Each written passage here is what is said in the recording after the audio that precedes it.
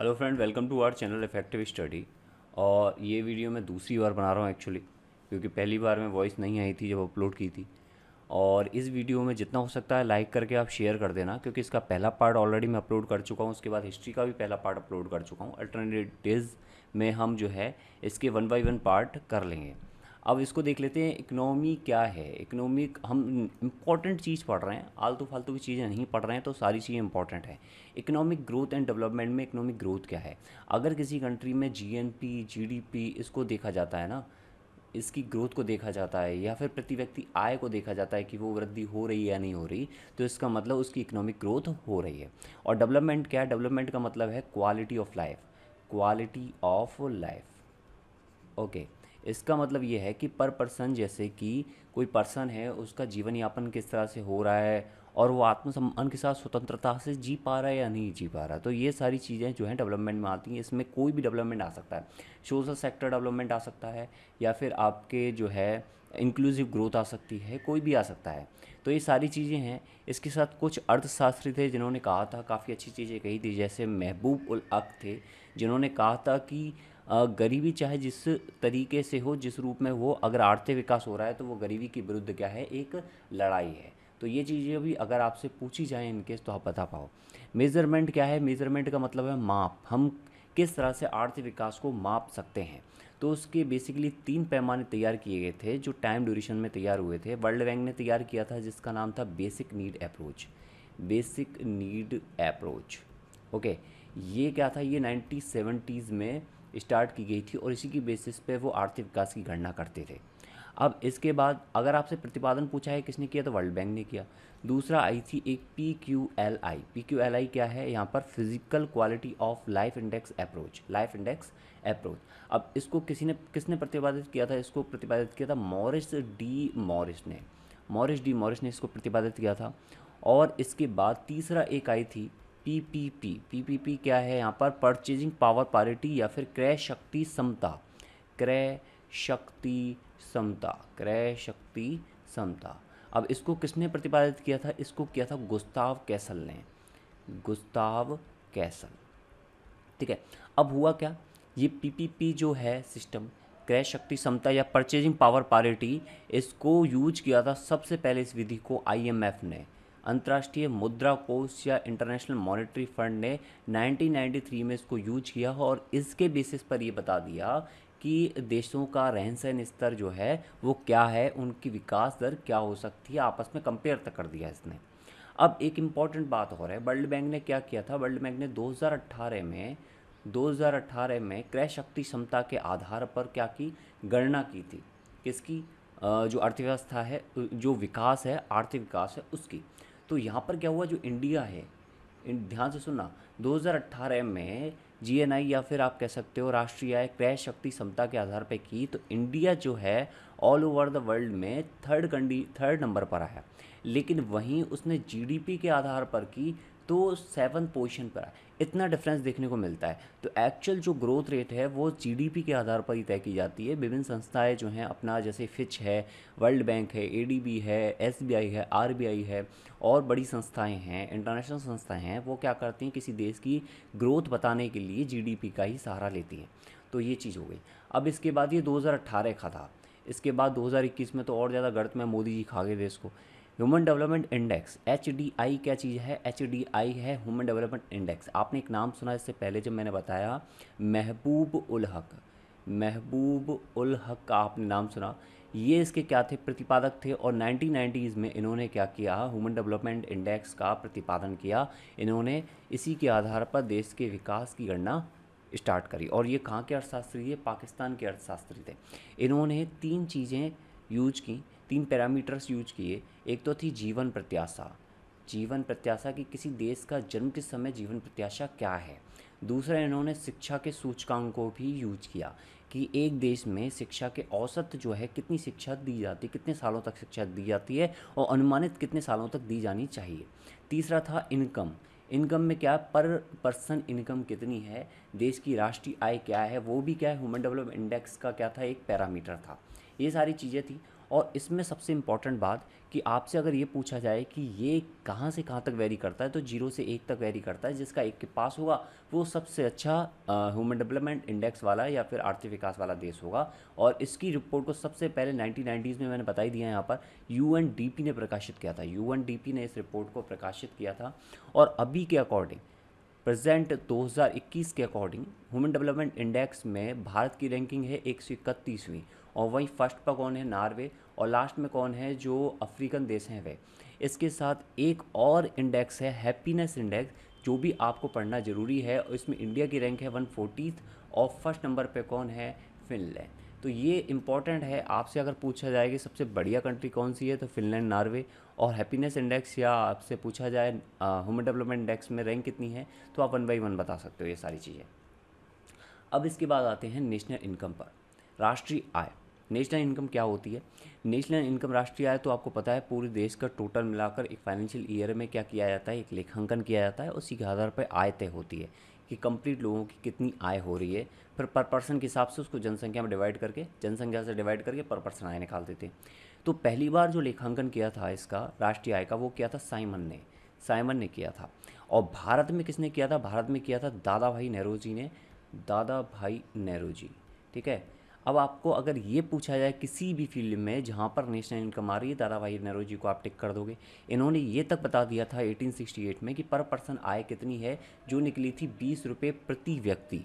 20 रुपये प्रति व्यक्ति की इन्होंने आय बताती थी। 1949 में आज़ादी के बाद एक कमेटी गठित की गई पीसी महालनोबिस की अध्यक्षता में। महालनोबिस की अध्यक्षता में एक कमेटी गठित की गई राष्ट्रीय आय के संदर्भ में, भारत सरकार ने गठित की। और उसमें 1950 उसके अकॉर्डिंग 1951 में जो है एक पूरा कंप्लीट राष्ट्रीय आय का समिति जो है, राष्ट्रीय आय समिति जो गठित की गई, उसमें पूरे देश की आय कैलकुलेट करने के लिए सीएसओ का सहारा लिया गया, केंद्रीय सांख्यिकी कार्यालय का। और इसने सहारा लिया किसका? NSSO का, राष्ट्रीय प्रतिदस सर्वेक्षण कार्यालय का। तो इन दोनों ने मिलकर 1951 में राष्ट्रीय आय की गणना की फर्स्ट टाइम। और एक और चीज़ थी इस कमेटी में, जो ये पीसी महालनोबिस की अध्यक्षता में जो कमेटी बनी, इसमें 2 लोग थे ओनली। और पहले तो थे आर गॉडगिल और दूसरे थे आर वी राव, ये लोग थे। तो आपसे इसमें कुछ और पूछा जाए तो आप इसको आंसर कर सको। दूसरी इंपॉर्टेंट बात, अब इसके बाद जो चलते हैं वो, कि उन्होंने नेशनल इनकम की जो गणना की, उसमें कौन कौन से इसने फैक्टर लगाए या फिर कौन कौन से पैरामीटर यूज किए। तो पहला पैरामीटर था फैक्टर कॉस्ट मेथड। और दूसरा, या फिर इसी को बोल सकते हो आप इनकम मेथड भी बोल सकते हो। दूसरा था, इन्होंने प्रोडक्शन मेथड को भी यूज किया, प्रोडक्शन मेथड। और वर्तमान में ये दोनों ही यूज हो रहे हैं, प्रोडक्शन। और तीसरा है, इन्होंने यूज किया एक्सपेंडिचर मेथड को। ध्यान से सुनना सारी चीज़ें ताकि क्लियर हो जाए एक एक point. Expenditure method. Factor cost method क्या है? फैक्टर कॉस्ट मेथड में यहाँ पर जैसे कॉस्ट लग रहा है ना, कॉस्ट का मतलब लागत, यानी कि जो पर्सन है, मजदूर है या फिर ब्याज है, लगान है, किराया है, ये सारी क्या थी? प्राइमरी सेक्टर के वो थे, फील्ड थे। तो उन्होंने क्या किया, जितनी भी अर्जित आय हो रही है, जितनी भी लागत आय हो रही है, उसको इनकम में शामिल कर लिया, उन सबको जोड़ दिया पूरे देश के अंदर एक फाइनेंशियल ईयर में। और उसको क्या कर दिया, उसको उस इनकम को जोड़कर बता दी नेशनल इनकम क्या है। ठीक है। मतलब जहाँ पर भी स्टार्टिंग हो रही है, लागत हो रही है कि 10 रुपये माल, कच्चे माल की ज़रूरत पड़ी, तो यहाँ 10 रुपये जो है उसी को काउंट किया गया है। अब इस कंडीशन में क्या हुआ, यहाँ पर 10 रुपये तो काउंट किया गया, और मार्केट में जाने पर वो 20 रुपये का हो गया, 30 रुपये का हो गया, 40 रुपये का हो गया, तो बहुत ज़्यादा आ रहा है। तो उस कंडीशन में 2015 ने सीएसओ ने क्या किया, इसको बदल कर, यहाँ पर फैक्टर कॉस्ट को बदल कर, कॉस्ट की जगह पर क्या कर दिया, मार्केट प्राइस पर कैलकुलेट करना स्टार्ट कर दिया, मार्केट प्राइस पर। ओके, मार्केट बाज़ार कीमत पर इसने कैलकुलेट करना स्टार्ट कर दिया, और ये फैक्टर कॉस्ट ना होकर फैक्टर मार्केट हो गया। और यहाँ पर इनकम मेथड कौन सा हो गया? मार्केट प्राइस वाला। प्रोडक्शन मेथड में क्या है? प्रोडक्शन मेथड में आपका जितनी भी उत्पादित वस्तु हैं, जितनी भी वस्तुएं सेवाएं हैं, उनका जो शुद्ध मौद्रिक मूल्य है, उसके योग के आधार पर क्या की गणना की गई। अब ये क्या चीज़ है शुद्ध मौद्रिक मूल्य? देखो, चालू कीमतों पर राष्ट्रीय आय की जब गणना की जाती है, करंट ईयर, अभी आप पढ़ोगे कि यहाँ पर बेस ईयर पर और एक करंट ईयर पर क्या की जाती है, गणना की जाती है। और इसमें बेस ईयर अभी के हिसाब से कौन सा है, 2011-12 है, और करंट ईयर जो भी आपका चल रहा हो 17-18, 20-21, 21-22, इस तरह से गणना की जाती है। तो करंट ईयर पर जब की जाती है राष्ट्रीय आय की गणना, तो वो कहलाती है शुद्ध मौद्रिक मूल्य, प्रोडक्शन मेथड। इसी के बेसिस पर क्या किया जाता था, इसी के बेसिस पर कैलकुलेट किया जाता था, ठीक है। अब एक्सपेंडिचर मेथड क्या है, जैसे आपने कोई कार खरीदी, कार आई 5 लाख की, 5 लाख की कार आई, और इसको क्या कर दिया, इस 5 लाख की जो कार है, जब इसको ऑन रोड हम लेकर आए तो ये पड़ी 6.5 लाख की। यानी आपकी जेब से कितने रुपए गए, 6.5 लाख। और देखा जाए कंपनी के पास कितनी इनकम हुई, 5 लाख की, बचाओ 1.5 लाख जो भी है, कभी इस डिपार्टमेंट में, कभी इस डिपार्टमेंट, या फिर किसी पॉलिसी में, इस तरह से चला गया। तो यहाँ पर जो एक्सपेंडिचर फाइनली जो शुद्ध व्यय हुआ है, अंतिम व्यय हुआ है, वो कौन सा है, 6.5 लाख। तो इसके बेसिस पर क्या किया, कैलकुलेशन की गई। लेकिन यहाँ पर क्या था, यहाँ पर एक गड़बड़ थी। इस पूरे एक्सपेंडिचर में क्या था, इनकम का जो गवर्नमेंट की इनकम है वो भी क्या हो रही थी, कैलकुलेट हो रही थी। इसलिए हमने प्रेजेंट में जब भी हम इसको नेशनल इनकम को कंसीडर करते हैं, तो वहाँ पर केवल इस मेथड को और इस मेथड को ही क्या किया जाता है, कंसीडर किया जाता है। तो ये बात आपको पता होनी चाहिए। ओके, अब इसके बाद चलते हैं कुछ इंपॉर्टेंट कंसेप्ट्स पर। Important concept of national income, ठीक है। राष्ट्रीय आय की प्रमुख अवधारणाएं क्या हैं जिनके आधार पर राष्ट्रीय आय को कहा जा सकता है कि ये राष्ट्रीय आय है, हमने इस बेसिस पर कैलकुलेट की है। तो वो है GNP, GDP, okay, personal income है, या फिर एनएनपी है, एनडीपी है, ये सारी चीज़ें हैं। और इसके बाद पर्सनल इनकम है और डिस्पोजेबल इनकम है, इनको ध्यान से पढ़ेंगे। पर कैपिटा इनकम है, क्या चीज़ होती है। ओके, यहाँ देखते हैं जीडीपी से स्टार्ट करते हैं। देखो ये क्या है, एक देश है, इस देश में जो नागरिक रह रहे हैं उनकी जो भी आय होगी, उसको जब कैलकुलेट करके राष्ट्रीय आय की गणना होगी तो उसको बोलेंगे ग्रॉस डोमेस्टिक प्रोडक्ट या सकल घरेलू उत्पाद। वहीं अगर कोई देश से बाहर रह रहा है, देश का ही नागरिक है, और उसकी आय को भी देश में कंसीडर कर लिया जाए, ठीक है, रह बाहर रहा है, सब कुछ बाहर है उसका, बेचारा खा भी जो खा रहा है ना, वो भी बाहर खा रहा है, तो इसमें फिर भी उसकी आय को देश की आय में सम्मिलित कर लिया जाए, उसको बोलते हैं जीएनपी या फिर ग्रॉस नेशनल प्रोडक्ट या सकल राष्ट्रीय उत्पाद। ओके, अब एनएनपी एनडीपी क्या है। जब जीडीपी में हम डेप्रिसिएशन को हटा दें, डेप्रिसिएशन मतलब मूल्यह्रास को हटा दें, तो वहाँ बन जाएगा एनडीपी। सेम जब जीएनपी में हम मूल्यह्रास को हटा देते हैं तो वो बन जाता है एनएनपी। ये सारी चीज़ें होती हैं। अब इसके बाद कुछ एक इम्पॉर्टेंट टर्म्स हैं, जैसे प्राइवेट इनकम। प्राइवेट इनकम क्या होती है, प्राइवेट इनकम का मतलब है निजी आय। पर्सनल इनकम और प्राइवेट इनकम में फ़र्क है। जैसे संपत्ति किसी भी तरह की हो सकती है, उसमें सब कुछ आ सकता है, सब कुछ शामिल हो सकता है। उसमें निजी आय में सब कुछ शामिल हो सकता है, जैसे कि अंबानी का पूरा घर या फिर पूरा जो है ऑफिस है, या फिर पूरा इनका प्रोडक्ट है, वो क्या है, इनकी निजी आय है। लेकिन यहाँ पर क्या होगा, एक पर्सनल इनकम का एक सेक्टर बनता है, पर्सनल इनकम, ठीक है। पर्सनल इनकम, इसमें क्या होते हैं, इसमें बहुत सारी चीज़ें जो हैं घट जाती हैं, बहुत सारी चीज़ें जुड़ जाती हैं, तब जाके पर्सनल इनकम बनता है, वो सॉरी प्राइवेट इनकम बनता है। पर्सनल इनकम क्या होता है, जो व्यक्ति के हाथ में आती है, जैसे सैलरी, अंबानी ये खुद को भी सैलरी देते हैं, और सबसे कम बताते हैं कि सबसे कम सैलरी उनको ही मिलती है उनके ऑफिस में। तो यहाँ पर क्या है, जो प्राइवेट इनकम है उसमें से जो अवतरित लाभ है, अवतरित लाभ है, और साथ में निगम कर है, जो भी टैक्सेस हैं उनको हटा दिया जाए, तो वहाँ बनेगी क्या, पर्सनल इनकम या व्यक्तिगत आय, निगम कर। अब इसके बाद इम्पॉर्टेंट है इसमें एक डिस्पोजेबल इनकम, यहीं पर बता देता हूँ। डिस्पोजेबल इनकम, इसका मतलब होता है हिंदी में व्यय योग्य आय। इसमें क्या होता है, जो पर्सनल इनकम है उसमें से अगर व्यक्तिगत पर्सनल डायरेक्ट टैक्सेस घटा दिए जाएं, तो उसको बोलेंगे क्या, व्यय योग्य है।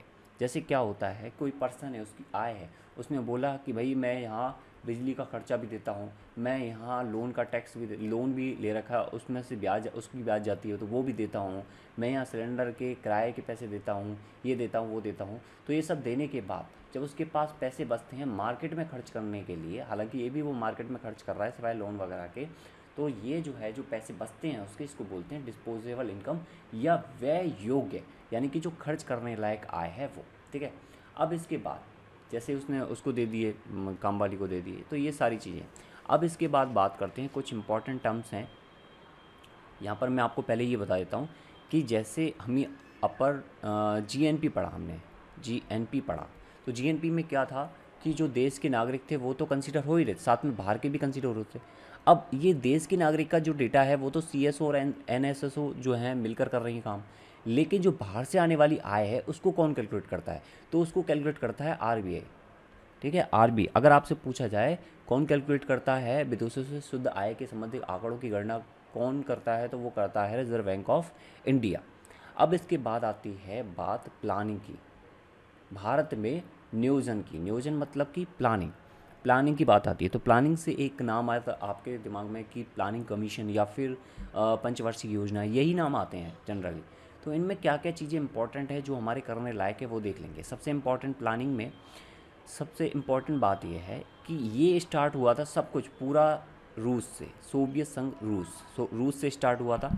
और इसमें हुआ क्या कि रूस में ही पंचवर्षीय योजनाएं चलाई जाती थी। और एक हमारे देश के प्रधानमंत्री थे पहले वाले, JL नेहरू जी, जवाहरलाल नेहरू। वो जब रूस गए थे 1930s में, तो उन्होंने ये चीज़ देखी कि सरकार क्या करती है, 5-5 साल के प्लान बनाती है और उन 5-5 साल के प्लान को फिर क्या करती है, अचीव करती है। तो इस तरह से वो टारगेट पूरा करके देश की ग्रोथ में काफ़ी जो है इजाफा कर देती है। तो उन्होंने क्या किया, हमारे देश में आए और 1951 से उन्होंने क्या किया, पंचवर्षीय योजनाओं को स्टार्ट कर दिया। अभी तक कुल मिला के 12 पंचवर्षीय योजना आई हैं। 2017 को लास्ट आई थी, उसके बाद जो है मोदी गवर्नमेंट इनको भी खा गई। 2017 के बाद 12 पंचवर्षीय योजनाएं आई हैं और लगभग 7 एकल ईयर प्लान आए हैं। तो ये चीज़ें हुई हैं। अब इसके बाद इसमें और कौन कौन सी चीज़ें इंपॉर्टेंट है वो देख लेते हैं वन बाई वन।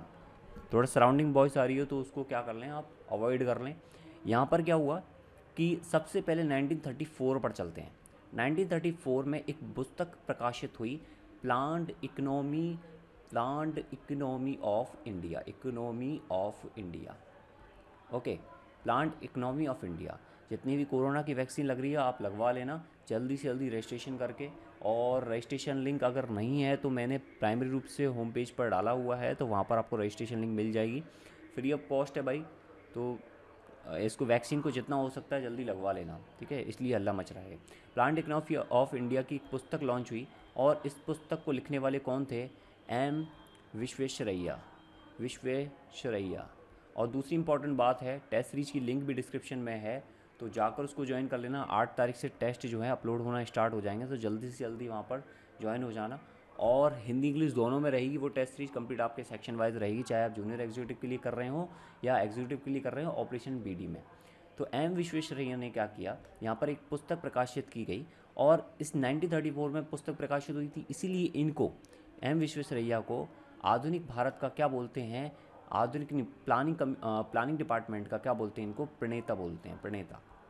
आधुनिक नियोजन का या आधुनिक नियोजन का भारत में क्या बोलते हैं, इनको प्रणेता बोलते हैं। इसके बाद 1938 में कांग्रेस ने क्या किया, एक JL नेहरू की अध्यक्षता में नेशनल प्लानिंग कमेटी का गठन किया। और इस टाइम पर 1938 में कांग्रेस चलती थी। कांग्रेस के अध्यक्ष कौन थे, वो थे सुभाष चंद्र बोस। तो इसमें आपसे अगर पूछा जाए पर्टिकुलर कि नेशनल प्लानिंग कमेटी का गठन कब हुआ, 1938 में, और किसने अध्यक्षता की थी इसकी, तो JL नेहरू ने की थी। और उस टाइम पे कांग्रेस के अध्यक्ष कौन थे, वो थे सुभाष चंद्र बोस। इसके बाद क्या हुआ, यहीं पर 1943 में, इसके बाद 1943 में एक योजना आई जिसका नाम था गांधीवादी योजना, या फिर आप बोल सकते हो गांधीयन प्लान। और इसको दिया श्रीमन नारायण अग्रवाल। ये सारी चीज़ आप ध्यान से पढ़ लेना, नारायण अग्रवाल ने दिया। इसके बाद क्या हुआ, इसके बाद ये प्लान्स पर ही चल रही है कम्प्लीटली कहानी।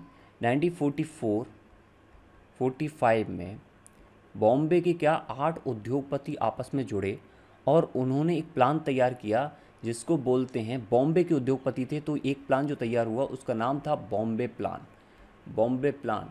और ख़ास बात क्या, इस बॉम्बे प्लान को क्या बोलते हैं, टाटा बिरला प्लान बोलते हैं। टाटा बिरला प्लान क्यों बोलते हैं, कि इसमें जो 8 उद्योगपति थे उनमें एक थे JRD टाटा, एक थे घनश्याम दास बिरला, और एक थे R देसिर दलाल, पुरुषोत्तम दास ठाकुर, और जॉन मथाई, श्री राम, कस्तूरी भाई लाल भाई और AD सराफ, ये लोग थे। अब इसमें से एक जो पर्सन थे R देसिर दलाल, उनको 1944 में ब्रिटिश सरकार ने एक कमेटी गठित की जिसका नाम था नियोजन एवं विकास विभाग। इसकी स्थापना की, विकास विभाग, प्लानिंग एंड डेवलपमेंट डिपार्टमेंट विभाग, और इसका क्या बना दिया, उनको अध्यक्ष बना दिया, किसको, आर देसिर दलाल को। इसके बाद एक योजना और आई, जन योजना, जिसको आप बोल सकते हो पीपल्स प्लान, और इसको किसने दिया, एम.एन. राय ने दिया। इनकी अध्यक्षता में ही ये चीज़ हुई। इनसे ही अभी भी प्रेरित करके क्या किया गया, इस जन योजना को क्या किया गया, प्रस्तुत किया गया। इसके बाद 1947 में हमारा देश आज़ाद हो गया, और 1947 में जवाहरलाल नेहरू के दिमाग में आया कि एक आर्थिक कार्यक्रम समिति का भी गठन किया जाना चाहिए। और उसके बाद 1948 में उनके दिमाग में ये भी आया कि एक स्थायी योजना आयोग का भी गठन किया जाना चाहिए। ठीक है, और इसके बेसिस पर उन्होंने 1950 में योजना आयोग का गठन कर दिया। योजना आयोग का आपसे पूछा था, ध्यान रखना, योजना आयोग का गठन कब हुआ, 1950 में। और फिर उसके बाद 2015 में मोदी गवर्नमेंट इसको भी खा गई, और इसके बाद क्या आया, एक नीति आयोग आया जिसने योजना आयोग की क्या ली, जगह ली, नीति आयोग ने। ठीक है, नीति आयोग ने योजना आयोग की क्या ली, जगह ली।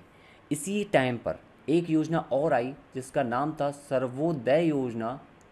सर्वोदय योजना आई जिसका प्रतिपादन किसने किया था, जयप्रकाश नारायण ने। जयप्रकाश नारायण ने क्या किया था, इसका प्रतिपादन किया था। तो ये सारी चीज़ें थी। अगर आपको ये पता लग गया है कि पहला फर्स्ट ईयर प्लान, मैंने आपको बताया भी था फर्स्ट ईयर प्लान कौन से ईयर में स्टार्ट किया गया, तो आप वो चीज़ कमेंट में ज़रूर लिखें ताकि पता लगे कि आप लोग मूवमेंट कर रहे हो या नहीं। अब एक इम्पॉर्टेंट बात इसमें यह भी है कि हमें 12 पंचवर्षीय योजनाओं को ये पढ़ने की ज़रूरत नहीं है कि पर्टिकुलर पंचवर्षीय योजनाएं जो हैं वो उसमें ग्रोथ क्या थी, कितनी अचीव हुई, कोई मतलब नहीं है, क्योंकि 2017 के बाद क्या है, बंद है। 2016 तक क्वेश्चन, 2018 तक क्वेश्चन आना स्वाभाविक था, लेकिन अब कोई मतलब नहीं है उन चीज़ों को पढ़ने का। लेकिन हाँ, कुछ एक चीज़ है, जैसे फर्स्ट ईयर प्लान जो था, फर्स्ट ईयर प्लान किस मॉडल पर काम करता था, तो वो है Harrod Domar model. Harrod Domar model पर वो काम करता था। दूसरा सेकंड ईयर प्लान था जो वो करता था पीसी महालनोबिस मॉडल पर। पीसी महालनोबिस मॉडल पर वो काम करता था। ठीक है, इस तरह से चीज़ें थी। अब एक और चीज़ आपसे पूछी जा सकती है कि फर्स्ट ईयर प्लान किस पर था, तो वो था कृषि पर। ओके, दूसरा वाला कौन सा था, उद्योग पर, और तीसरा वाला किस पे था, कृषि और उद्योग दोनों पर। सिक्स वाला कौन सा था, गरीबी उन्मूलन पर। ये इस तरह से चीज़ें थी, केवल ये इंपॉर्टेंट हैं, इसके अलावा कोई पर्टिकुलर चीज़ों को जो है इंडिकेट नहीं किया गया। जैसे यहाँ पर गरीबी को किया गया, उद्योग को किया गया, कृषि को किया गया, बाकी और किसी में इतना ज़्यादा नहीं फोकस है। तो आपको ज़्यादा पढ़ने की ज़रूरत नहीं है, जितना आपने पढ़ लिया यहाँ पर उतना ही काफ़ी है। कोई ज़्यादा पंचवर्षीय योजनाओं पर ध्यान मत देना, क्योंकि पंचवर्षीय योजना अब ना तो आने वाली हैं, और सेम आपको जनसंख्या वाला भी जो है वो पैरामीटर भी चेंज हो गया, तो वो भी आपका नहीं आएगा। क्योंकि 2021 में जनगणना होनी थी, एक त्यागी इसके क्या थे, अध्यक्ष थे इस पूरी जनगणना के, तो वो जनगणना तो हो नहीं पाई है, लेकिन पार्शली वो अभी चल रही है, लेकिन वो अभी ऐसे ओपनली उसको जो है बताया नहीं गया है। ओके, तो यहाँ पर इतनी चीज़ें हैं, आप इनको पढ़ लो। उसके बाद हम कल वाले सेशन, यानी कि परसों जो सेशन होगा आपके, थर्ड सेशन होगा, उसमें हम बात करेंगे प्लानिंग कमीशन की। प्लानिंग कमीशन से स्टार्ट करेंगे, और कुछ हम जो है राष्ट्रीय विकास परिषद से स्टार्ट करेंगे। एक और चीज़ यही बता देता हूँ आपको कि ये जो प्लानिंग कमीशन थी, यहाँ पर जो ये पंचवर्षीय योजनाएं स्टार्ट करता है, जो प्लान तैयार करता है, वो कौन सी कमेटी है, वो है राष्ट्रीय विकास परिषद। राष्ट्रीय विकास परिषद, बहुत लोगों को कन्फ्यूजन है कि ये प्लान्स जो है प्लानिंग कमीशन नहीं, राष्ट्रीय विकास परिषद करती है। ठीक है, ये राष्ट्रीय विकास परिषद, और ये असंवैधानिक संस्थाएं हैं, नॉन कॉन्स्टिट्यूशनल ऑर्गेनाइजेशन है। प्लानिंग कमीशन है, राष्ट्रीय विकास परिषद है। कैसे पता करते हैं कि नॉन कॉन्स्टिट्यूशन है, आप ये मान लो कि अगर कॉन्स्टिट्यूशन के हिसाब से होती तो वो चेंज ना होती। यहाँ पर राष्ट्रीय विकास परिषद में क्या हो रहा है, हर 5 साल में योजना आ रही है, तो इसका मतलब क्या है, ये नॉन कॉन्स्टिट्यूशन है, ये असंवैधानिक संस्था है। Same planning commission NITI Aayog में बदल गई, ये भी क्या है, एक असंवैधानिक संस्था है। ठीक है, तो इतनी चीज़ों को आप पढ़ लो। मैंने कोशिश की है कि हिंदी इंग्लिश दोनों में बताया है, फिर भी आपको अगर समझ में नहीं आया तो प्लीज़ कमेंट बॉक्स में ज़रूर लिख देना। Okay, good luck, thank you.